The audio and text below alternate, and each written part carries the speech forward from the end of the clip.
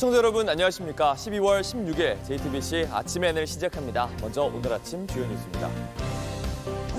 검찰 특별수사본부가 윤석열 대통령에게 내란 수괴 혐의로 어제 오전 출석하라고 통보했습니다. 검찰이 현직 대통령을 피의자로 소환한 건 처음입니다.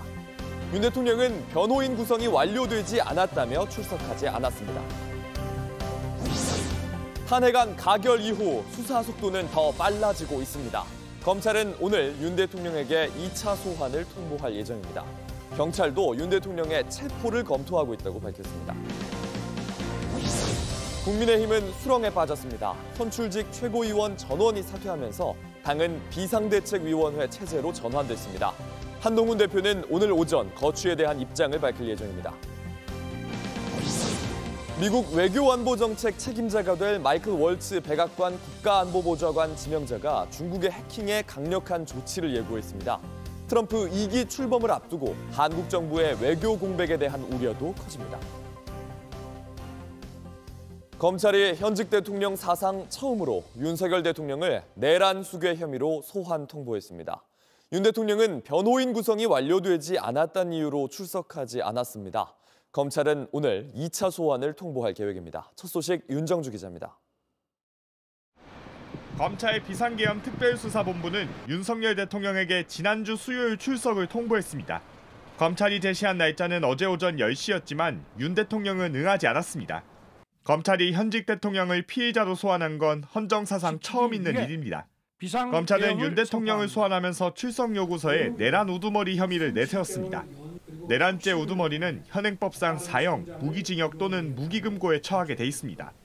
검찰은 먼저 구속된 김용현 국방장관과 군 지휘관들로부터 윤석열 대통령이 계엄 포고령 작성에 관여했고 국회의원 체포 지시를 내렸다는 취지의 진술을 확보했습니다. 여기에 핵심 인물에 대한 신병 확보가 마무리된 만큼 수사에 속도를 내고 있는 겁니다. 검찰의 출석 요구에 윤 대통령 측은 변호사 선임이 완료되지 않았다며 불출석 이유를 밝힌 걸로 알려졌습니다. 윤 대통령은 헌법재판관이나 헌재 연구원 출신 법조인들로 변호인단을 물색 중인 걸로 전해졌습니다. 또 형사사건 변호인단은 검찰 선배이자 대검 중수부장을 지낸 김홍일 전 방송통신위원장의 합류가 유력합니다. 앞서 윤 대통령은 검찰이 소환을 통보한 다음 날 4차 대국민 담화를 발표했습니다. 도대체 2시간짜리 내란이라는 것이 있습니까? 대통령의 헌법적 결단이자 통치 행위가 어떻게 내란이 될 수 있습니까? 법조계에선 윤 대통령이 소환 통보를 받고 계엄의 정당성을 주장한 것 아니냐는 해석도 나옵니다. 검찰은 오늘 윤 대통령의 2차 소환을 통보할 방침입니다. JTBC 윤정주입니다. 탄핵안이 국회를 통과했고 이젠 윤 대통령을 겨냥한 수사기관들의 시간입니다. 검찰은 윤 대통령에게 출석 조사를 요구했고 경찰도 필요한 모든 수사를 검토하고 있다며 윤 대통령의 체포 가능성을 언급했습니다. 이재승 기자입니다. 지난 14일 윤석열 대통령은 탄핵안이 통과되며 직무가 정지됐지만 이에 맞서겠다는 의사를 분명히 했습니다. 저는 지금 잠시 멈춰 서지만 지난 2년 반 국민과 함께 걸어온 미래를 향한 여정은 결코 멈춰 서서는 안 될 것입니다. 저는 결코 포기하지 않겠습니다. 그러나 수사기관들은 기다렸다는 듯 윤 대통령에 대한 직접 수사에 속도를 내고 있습니다. 국정 운영 주체가 대통령 권한 대행으로 넘어간 만큼 강제 수사를 진행해도 문제가 없기 때문입니다. 검찰은 윤 대통령이 계속 소환에 불응할 경우 체포나 구속 등 신병 확보를 위한 강제 수사를 검토할 걸로 보입니다. 경찰도 발빠르게 응하고 있습니다. 조지호 경찰청장과 김봉식 서울경찰청장은 이미 구속했습니다. 비상계엄 포고령 초안을 만든 걸로 알려진 노상원 전 정보사령관, 선관위 병력 투입을 지시한 문상호 정보사령관도 긴급 체포했습니다. 역시 수사는 대통령을 향하고 있습니다. 경찰은 조만간 대통령실 압수수색을 다시 시도할 것으로 보입니다. 지난 11일 대통령실 압수수색에 나선 경찰은 경호처와 대치하다 극히 일부 자료만 제출받았습니다. 당시 강한 유감을 표했던 경찰이 다시 압수수색에 나서면 대통령실뿐만 아니라 관저도 대상에 포함할 것이란 관측도 나옵니다. 압수수색 이후 경찰은 대통령의 출석을 요구한 뒤 소환에 불응하면 체포영장을 검토할 수 있습니다. JTBC 이재승입니다. 검찰은 비상계엄을 주도한 세력이 계엄 선포를 위해 의도적으로 북한과 군사적 긴장을 조성하려 했는지 조사 중입니다. 검찰 비상계엄 특별수사본부는 구속 중인 김용현 전 국방장관을 상대로 북한에서 오물풍선이 날아오면 풍선을 날린 지점을 타격하라는 지시를 합참에 한 적 있는지 집중 추궁한 걸로 알려졌습니다. 하지만 김 전 장관 측은 피의 사실과 무관한 얘기라며 검찰 수사에 반발하고 있습니다. 윤석열 대통령 탄핵 사건을 접수한 헌법재판소가 첫 재판관 회의를 열고 본격적인 심리 절차를 시작합니다. 문형배 헌재소장 권한대행은 오늘 오전 10시 재판관 회의를 열고 심판 준비기일과 증거조사 절차 등을 결정합니다. 헌재는 또 오늘 중으로 윤 대통령에게 탄핵 심판 청구서 등본을 보내 사건 접수를 알리고 답변서를 요청할 계획입니다. 현재 헌재 심리 절차는 최대 6개월 동안 가능하지만 내란 공모 혐의자들이 사실관계를 인정한 만큼 늦어도 3개월 안에 최종 결론이 나올 거라는 전망이 나옵니다. 탄핵 이후 국민의힘은 혼란에 빠졌습니다. 선출직 위원 전원이 사퇴해 당 지도부가 붕괴됐고 한동훈 대표 책임론이 빗발치고 있습니다. 직무를 수행하겠다고 말해온 한 대표는 오늘 오전 새 입장을 밝힙니다. 조민준 기자입니다. 탄핵 가결 이후 한 대표에 대한 사퇴 압박은 거셌습니다. 표결에 앞서 탄핵 찬성을 독려했다는 이유로 책임론이 부각된 겁니다. 나경원 의원은 페이스북에 한동훈 비대위원장의 등장은 불행의 시작이었다고 했습니다. 그러면서 최대한 내부 비판을 자제해왔지만 이젠 더 이상 미룰 수 없다며 조속한 비대위 전환을 요구했습니다. 하지만 한 대표는 당 대표를 그만둘 생각은 없다고 선을 그었습니다. 저는 직무를 수행할 것이라는 말씀을 드립니다. 직무정지가 시급히 필요한 상황이었다고 판단했습니다. 그 과정에서 나라와 국민만 생각했다. 그러자 친윤계와 대구 경북 의원들이 일부 친한계를 배신자로 부르며 비판 수위를 높였습니다. 김중수 의원은 국민의힘 의원들은 단일 대우가 아닌 배신자가 속출하는 자중질환의 모습을 보였다고 밝혔습니다. 결국 친한계를 포함한 선출직 최고위원 5명 전원이 사퇴 의사를 밝히면서 당은 비대위 체제로 전환하게 됐습니다. 한 대표는 이와 관련 오늘 오전 거취를 포함한 입장을 밝힐 예정입니다. 만약 한 대표가 물러나면 권성동 원내대표가 권한 대행을 맡습니다. 이어 비대위로 전환하는 절차를 밟고 당 대표 권한 대행이 전국위 의결을 거쳐 비대위원장을 임명합니다. 비대위는 차기 지도부를 선출하는 전당대회를 준비하는데 윤 대통령이 파면될 경우 조기 대선 가능성이 있어 차기 지도부 대신 대선을 준비하는 체제로 직행할 수도 있습니다. JTBC 조민주입니다. 미국의 외교 안보 정책을 총괄하게 될 마이클 월츠 백악관 국가안보보좌관 지명자가 중국의 해킹에 더욱 강력한 조치를 예고했습니다. 트럼프 2기 미중 갈등이 더 심해질 거라는 전망이 나오는데 우리 정부와의 정상 외교는 사실상 중단된 상태입니다. 워싱턴에서 김형구 특파원입니다. 월츠 국가안보보좌관 지명자는 미국 CBS 방송 인터뷰에서 중국이 미국 통신회사를 해킹해 고위 당국자와 정치인의 통신 기록에 접근했다는 당국 발표에 대해 용납할 수 없는 일이라고 말했습니다. That is wholly unacceptable, and I think we need to take a much stronger stance. 이어 트럼프도 그렇게 말했다면서 공격과 방어의 단순한 반복보다 앞으로는 상대방의 행동을 변화시키는데 초점을 맞출 거라고 했습니다. We need to start going on offense and start imposing, I think, higher costs and consequences to private actors and nation-state actors that continue to steal our data, that continue to spy on us. 월츠가 언급한 더 비싼 비용과 대가는 더욱 강도 높은 대중 제재를 의미하는 것으로 풀이됩니다. 러시아 우크라이나 전쟁에 대해서는 속히 휴전해야 한다는 기존 입장을 재확인했습니다. President Trump's been very concerned about the carnage that's ongoing and where is this all going? We need to stop the fighting. 월츠는 최근 미국 동부 일대에 출몰한 정체불명의 무인기와 관련해선 트럼프의 배드민스터 골프클럽 등 민감한 곳에 등장한 드론에 대해 철저히 조사하고 배후를 알아내야 한다고 강조했습니다. 대통령의 취임도 하기 전부터 트럼프의 공세가 시작된 가운데 관세와 방위비 등 현안이 산적한 한국은 정상 외교가 사실상 중단되면서 외교 공백을 우려하는 목소리가 커지고 있습니다. 워싱턴에서 JTBC 김영구입니다. 우크라이나 현지 매체가 러시아에서 교전을 치른 북한군 수십 명이 전사했다며 사진과 영상을 공개했습니다. 보도에 따르면 현지 시간 15일 우크라이나군은 SNS를 통해 러시아 쿠르스크 지역 전사자 가운데 북한군이 다수 포함됐다고 주장했습니다. 하지만 공개된 영상은 화질이 선명하지 않고 눈도 많이 쌓인 모습이어서 정확한 신원 확인이 어려운 상태입니다.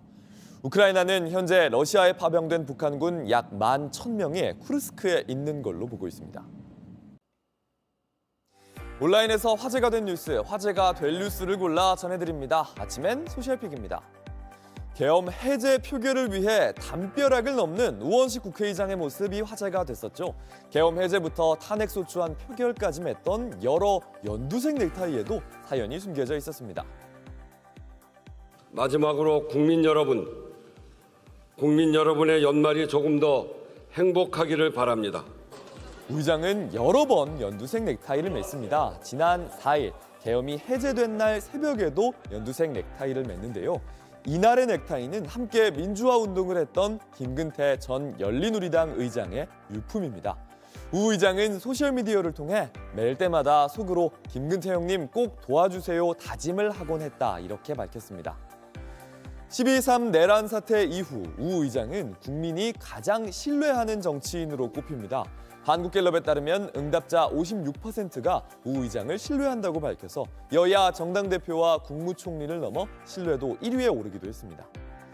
비상계엄 선포 당일엔 담을 넘고 해제 결의안이 통과된 이후에도 국회에서 대기하며 퇴근하지 않았던 우 의장은 2차 탄핵소추안이 가결된 뒤에 열흘 만에 퇴근했다는 글을 남겼습니다. 우 의장에겐 법 절차에 따라 안정적으로 국회를 이끌었다는 평가가 남았습니다. 한국콘텐츠진흥원이 2024 만화 웹툰 보고서를 발간했습니다.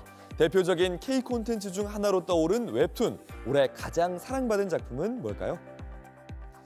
한국콘텐츠진흥원에 따르면 올해 10대부터 60대까지의 웹툰 이용자 3,448명을 조사한 결과 29.2%는 거의 매일 웹툰을 봤습니다.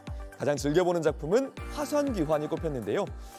화산귀환은 100년 뒤 환생한 고수 청명의 화산파를 재건하는 내용을 담은 무협 웹툰입니다. 여성 독자의 인기가 많은 것도 특징입니다. 성별에 따라서 남성은 외모지상주의, 여성은 신혼일기를 가장 선호하는 작품으로 꼽았는데요. 외모지상주의는 3년 연속 1위 자리를 화산귀환에 내줬습니다. 신혼일기는요, 과거 대학일기부터 자신의 생활을 그려온 작가가 결혼부터 임신, 출산, 육아까지 다루면서 독자들의 공감을 얻었습니다. 콘진원은 점점 짧은 콘텐츠를 선호하는 소비자들의 특성과 인스타그램 등을 통해 웹툰 공급이 늘어난 것이 웹툰 독자를 크게 증가시킨 이유라고 분석했습니다. 종합 300만 명의 팔로워를 가진 남미의 한 인플루언서가 온라인 스트리밍 중에 강도를 당했습니다. 실제 사고인지 자작극인지 의심하는 목소리도 있습니다. 현지 시각 10일 아르헨티나 출신의 스트리머 밀리카가 차에서 라이브 방송을 하고 있습니다. 뒤에서 헬멧을 쓴 누군가가 차로 다가오더니 창문을 깨고 휴대전화를 들고 도망칩니다. 이 장면은 라이브 화면에 고스란히 잡혔습니다. 밀리카는 X에 유리가 다 떨어져서 몸이 좀 다쳤지만 괜찮다 이렇게 밝혔는데요. 그런데 온라인에선 인플루언서의 자작극이 아닌지 의심하는 목소리도 있습니다. 이 동승자가 차에서 휴대전화를 도난당하면 차량을 팔 수 있냐 없냐 이런 취지의 게시글을 사고 전 미리 올렸던 겁니다. 또 경찰도 강도 신고를 받지 않았다고 밝혔는데요. 다만 이 지역에서 비슷한 사고가 처음은 아닙니다. 현지 언론은 지난해 6월 또 다른 스트리머가 부에노스아이레스의 온세 지역에 있다가 차 안에서 휴대전화를 도난당했다고 보도했습니다.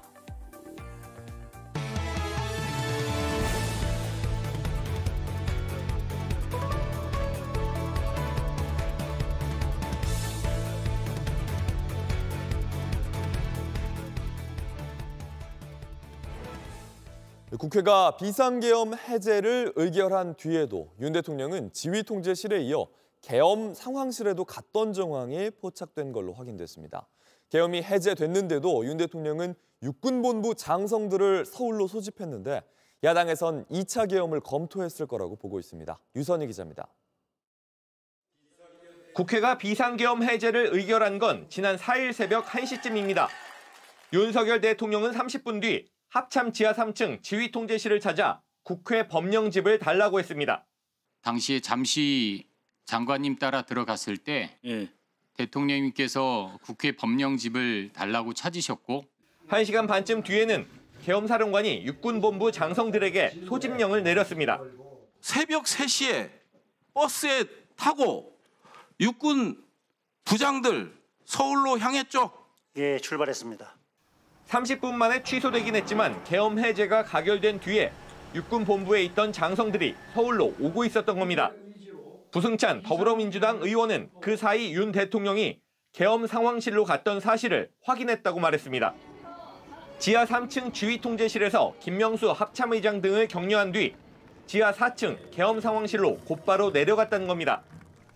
계엄 상황실에는 박안수 당시 계엄사령관뿐 아니라 김용현 전 국방부 장관, 인성환 안보실 2차장, 최병욱 안보실 국방비서관이 있었던 사실도 확인했다고 말했습니다.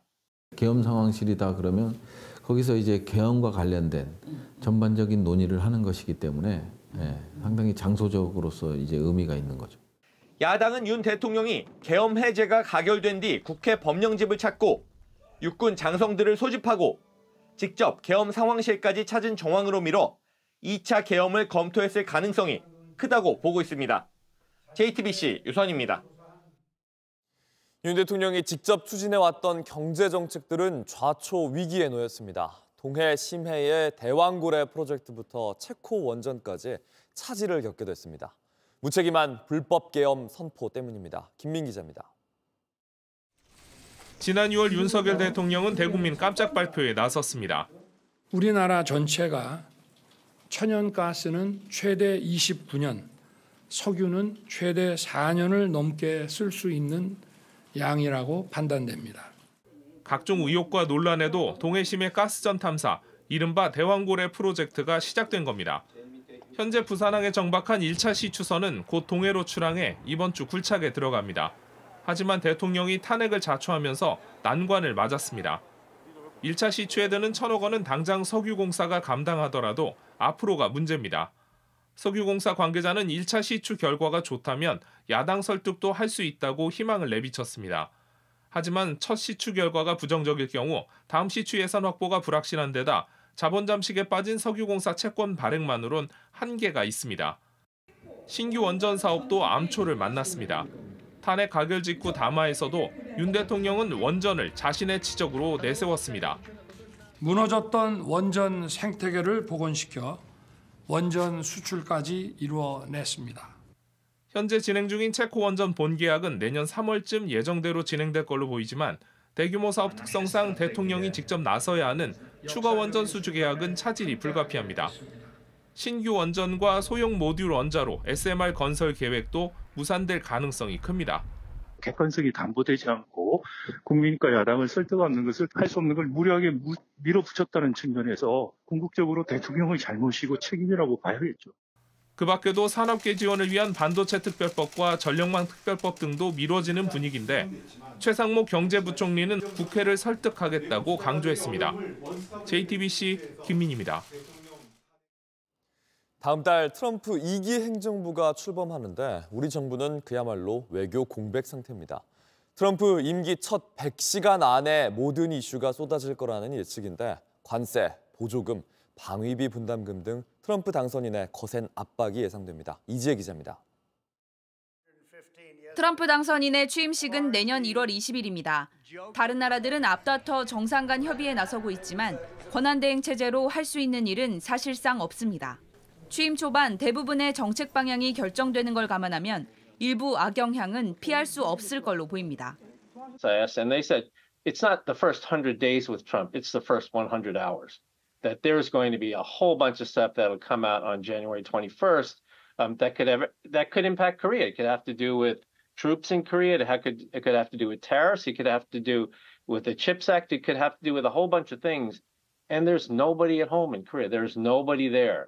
당장 트럼프는 전 세계의 보편 관세를 10% 내지 20% 물리겠다고 밝혀 대미 누적 무역흑자 세계 7위인 한국도 표적이 될 가능성이 높습니다. 바이든 정부의 핵심 법안인 인플레이션 감축법이나 반도체 지원법도 손볼 가능성이 높은데 보조금을 줄이거나 없애면 상당액을 투자한 삼성, SK 등 기업들의 타격이 불가피합니다. 방위비 분담 특별협정도 재협상 테이블에 오를 수 있습니다. 트럼프는 한국을 돈 찍어내는 기계에 비유하기도 했습니다. If I were there now, they'd be paying us $10 billion a year. And you know what? They'd be happy to do it. It's a money machine, South Korea. 리더십 위기 속에서 한 권한대행 체제가 얼마나 준비할 수 있을지 벌써부터 우려가 큰 상황입니다. JTBC 이재입니다. 날씨입니다. 월요일인 오늘은 종일 춥겠습니다. 낮 최고 기온은 서울이 4도, 전주와 대구가 7도 등으로 어제와 비슷하거나 조금 더 낮겠습니다. 오후엔 서해안을 시작으로 밤에는 중부와 호남 지방을 중심으로 약한 비나 눈이 예상됩니다. 밤사이 영하의 추위 속에 도로 곳곳에 살얼음이 생길 수 있어 주의가 필요합니다. JTBC 아침 N을 마칩니다. 내일도 7시 반에 아침을 열겠습니다. 시청해주셔서 감사합니다.